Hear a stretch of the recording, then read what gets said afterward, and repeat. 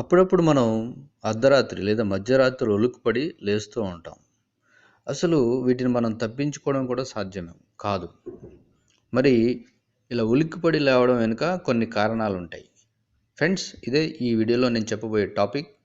ఈ వీడియో చివరి వరకు వినండి, చూడండి. అలాగే ఈ వీడియోపై మీ అభిప్రాయాన్ని తెలియచేయండి.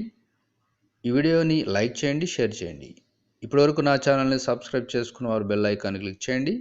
అలాగే న్యూ వ్యూవర్స్ సబ్స్క్రైబ్ చేసుకోండి. Thank you for watching. అప్పుడప్పుడు మనకు మధ్యరాత్రుల్లో మెలకువ గనుక వస్తూ ఉంటే 7 నుండి 8 గంటల సేపు ఎంతో అవసరమైన నిద్ర మనకు లభించడం లేదు అని అర్థం. ఈ స్థితిని మధ్యస్థ నిద్రలేమిగా చెప్తూ ఉంటారు. ఈ స్థితిలో పరిస్థితి ఎలా ఉంటుందంటే నెమ్మదిగా నిద్రలోకి జారుకున్నట్లే ఉంటారు, కానీ అంతలోనే మధ్యరాత్రుల్లో మెలకువ వచ్చేస్తుంది.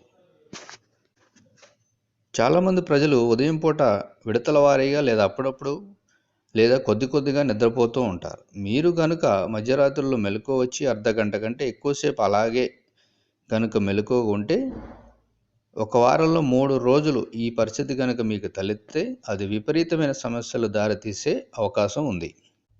నిద్రలేమితో బాధపడే ప్రజలకు నిద్ర రాకపోవడం ఒకటి సమస్య కాదు. దీనికి తోడు రాత్రుల్లో తరచూ మెలకువ వచ్చేస్తూ ఉంటుంది. దీని వెనుక సాధారణ కారణం కంటే ఇంకేదో పరిస్థితులు అయి ఉండవచ్చు. అవి మీకు తెలియకపోవచ్చు. మధ్యరాత్రుల్లో ఎందుకు మెలకువ వస్తుంది అనే విషయంపై అతి ముఖ్యమైన కారణాలను తెలుసుకుందాం. మధ్యరాత్రి ఉలిక్కిపడి లేవడం వెనుక అసలు కారణాలు ఇవే. మరి వీటి ఏంటో తెలుసుకుందాం ఫ్రెండ్స్. మనం నిద్రిస్తున్నప్పుడు శ్వాస నిరోధం అవ్వడం. ఏ వ్యక్తికైనా నిద్రలో శ్వాస నిరోధం సంభవిస్తే ఆ వ్యక్తికి ఊపిరి తీసుకోవడం కష్టతరం అవుతుంది. దీన్నే అప్నియా అంటారు. దీంతో రాత్రంతా దానంతటికి అదే ఊపిరి తీసుకోవడం ఆగిపోతూ ఉంటుంది మరియు మొదలవుతుంది. ఈ కారణాల వల్ల రాత్రులు అనూహ్యంగా మెలకువ వచ్చేస్తూ ఉంటుంది. ఇక టాన్సిల్స్ ఉబ్బిపోవడం లేదా ఊబకాయం కారణంగా ఇలా సంభవించే అవకాశాలు ఎక్కువగా ఉంటాయి. ఇక రెండో కారణం ఏంటంటే అజీర్తి చేయడం.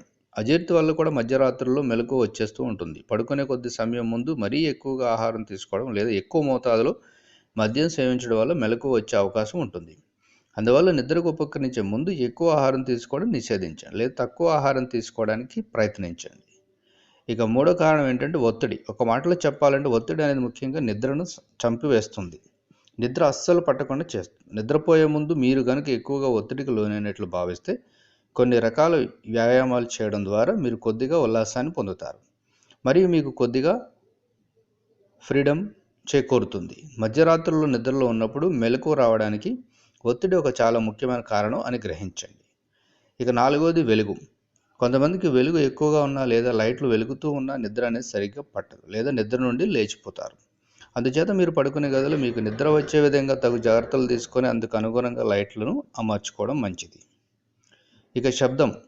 పడక గదిలో ఉన్నప్పుడు బయట నుండి లేదా వెలుపల నుండి వచ్చే శబ్దాల వల్ల కూడా నిద్రాభంగం కలిగే అవకాశం ఉంది. మీరు కనుక పట్టణాల్లో ఉన్నట్లయితే తప్పనిసరి పరిస్థితుల్లో మీరు అన్ని రకాల శబ్దాలను భరించవలసి ఉంటుంది. తప్పించుకునే అవకాశమే ఉండదు. ఇక ఉష్ణోగ్రత.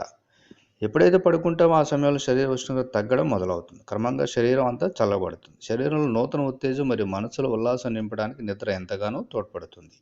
మరి ఎక్కువ చలిగా లేదా మరి ఎక్కువ వెచ్చగా ఉన్న గదుల్లో పడుకోకండి. అలా కనుక చేస్తే మీకు మంచి నిద్ర కలగడం అసాధ్యం అవుతుంది.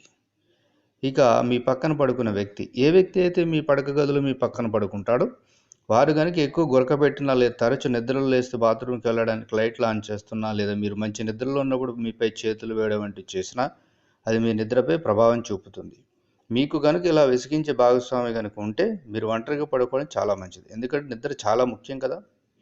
ఇక పడుకునే ముందు అవసరానికి మించి ఎక్కువగా నీళ్లు తాగటం. నిద్రాభంగం కలిగించే అతి ముఖ్యమైన కారణాల్లో రాత్రిపూట లేచి మూత్రానికి వెళ్ళటం. మీరు నిద్రకు ఉపకరించే ముందు అర్ధగంట ముందే నీరు త్రాగడం మంచిది. దాని తర్వాత అసలు తాగకుండా ఉండడం ఉత్తమం. ఇక పడక గదిలో పడుకున్నప్పుడు ఫోన్ ఉపయోగించడం. ఫోన్లో నుండి వచ్చే కిరణాలు మీ యొక్క కళ్ళపై ప్రభావం చూపిస్తాయి. అందువల్ల మీ శరీరంలో మెలటోనిన్ అనే నిద్రను కలిగించే హార్మోన్లన్నీ ఉత్పత్తి చేయడంలో సమస్యలు ఎదురయ్యే అవకాశం ఉంది. స్మార్ట్ ఫోన్లు లేదా ఎలక్ట్రానిక్ పరికరాలు మీ ముఖానికి అతి దగ్గర పెట్టుకొని చూడటం వల్ల నిద్రలేని సమస్యలు ఎక్కువగా ఉత్పన్నం అవుతాయి. అందుచేతన మధ్యరాత్రుల్లో అనూహ్యంగా మెలకువ వచ్చేస్తుంది. ఇక 10 నిద్రకు ఉపక్రమించే ముందు త్రాగటం.